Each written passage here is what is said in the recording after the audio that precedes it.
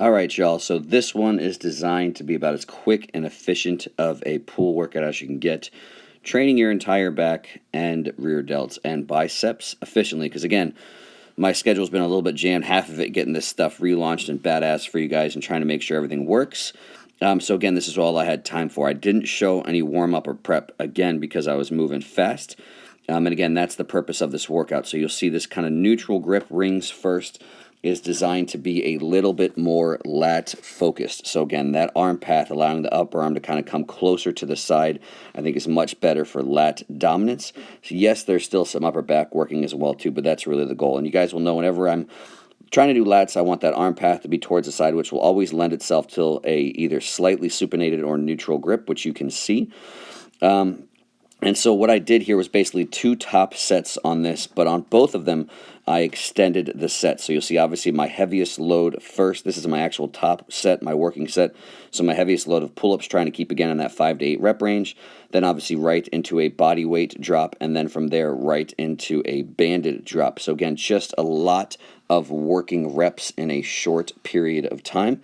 And you'll see the keys there is obviously body still, driving everything down through the back first. So again, that upper arm driving down and back, that shoulder blades driving down and back, and making sure it's not biceps or anything moving first. Then I had to ask my cameraman to move. And this was how I extend the set from there to include a little bit more upper back. Again, this banded row is not to be underestimated. That is a heavy band. Get something to put your feet against. So again, I've got a little plyo box, but it could be anything. You put a plate there up against the pole of your rack or whatever it is. Anything unmoving. And again, that's just so I can brace. Then again, it's very, very heavy at the top. This is more upper back focus. So I'm really thinking about what my shoulder blades are doing, visualizing them on the eccentric right here, stretching open, wrapping around the rib cage, and pulling back as far as I can. And you wait till you do this sequence. It is brutal. Your back is going to be completely lit. So from a training economy standpoint, you could literally load, significant load, and a lot of working reps in a very short period of time. So as you'll see, I did 2 rounds of this. So I took a longish break, 2 to 3 minutes, and did the exact same thing one more time. My top set, I just had 10 pounds around my waist to start, and then the same thing again to body weight. And then you'll see I did 3 rounds of this total. And again, as always, you can vary the volume just a little bit, but these I was moving fast, and the same thing, lots of working reps in a relatively short period of time. So again, this is rear delt focused. My big cue on this one is always driving the hands out and not back. Don't overthink what your shoulder blades are doing. So keep your focus, again, that mind-muscle connection on your rear delt. So again, have everything lined up. I think this is a great grip. You can see my elbow is pointing the direction I want my upper arm to be going. So all that load is in direct opposition to the rear delt. I'm focusing on driving my hands out, but your shoulder blades are going to move. Your upper back is going to work, and that is completely fine. So you'll see every set there, starting with some slower reps and then finishing with some faster reps, shooting for around 20 reps total. And then going right into the face pull. So I like face pull variation because one, rear delt is still working a lot. You can see how much that upper arm is traveling. You can see how that rear delt is still lined up with the band. But adding components of external rotation is going to include a little bit more side delt as well too. And it's going to get your external rotators at the shoulder joint, so some rotator cuff muscles. And it's going to get more upper back. So I like this coming off the back because one, I'm going to wax my rear delts. But I'm also going to get some upper back involvement there as well too. So again, continue to work on my mid and upper traps, which again, for the whole workout, is the goal of a pull workout, right? Obviously, really focusing with lat dominance there with the banded row, incorporating some more upper back stuff. And then from there, rear delts right into some more upper back stuff.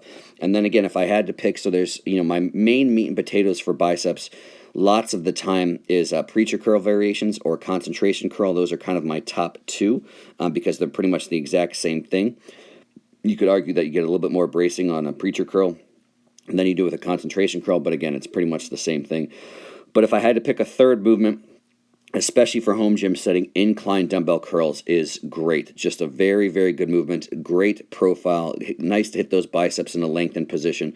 Bracing, because you're kind of at your end range, you actually get a little bit of a bracing effect despite not having a pad to press into. And you will see, again, every single one here. So of all 3 rounds, I did everything the same. So the rear delts was the same, where I did 20-ish reps total. Face pulls, 20-ish reps total.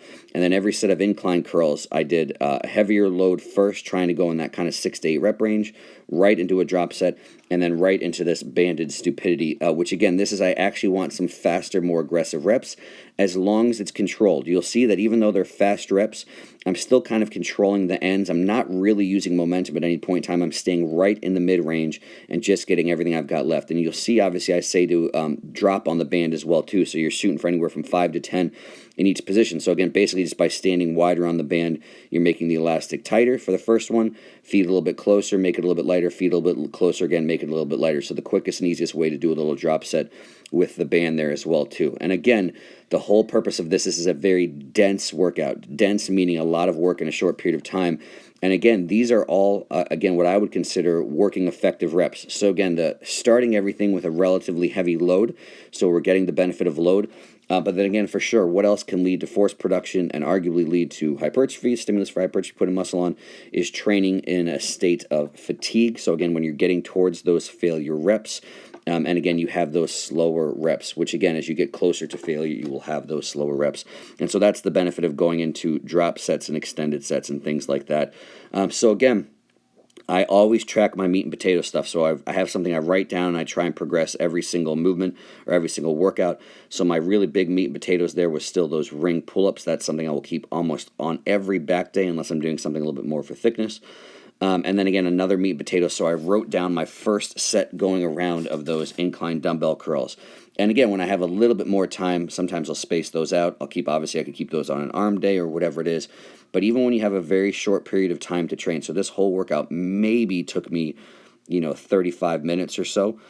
You still want to track and hit those top sets first. So again, before I had any fatigue or any more accumulating reps, I made that top set of pull-ups a priority.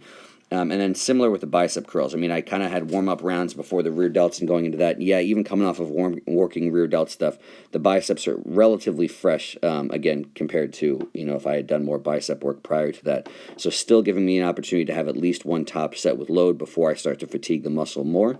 And again, arguably when time is limiting, you want to maybe have that idea of, again, hitting a little bit more load.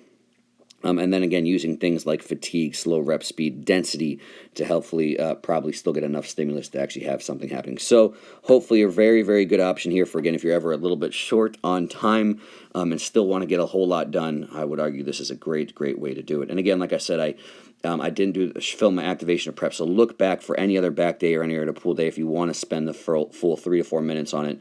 But I just did some real quick shoulder circles, did a couple or scapular circles, and then GH joint circles, and then a couple pull downs with the band, and then 1 or 2 warm up sets, body weight chins, and then went right into it. So again, my whole warm up probably took 2 to 3 minutes as opposed to the 4 to 5 minutes again, which is still better than nothing. But again, I just didn't film it today, so you guys can always look back at another one. So hope you enjoy this, and I got a nasty little leg day coming tomorrow.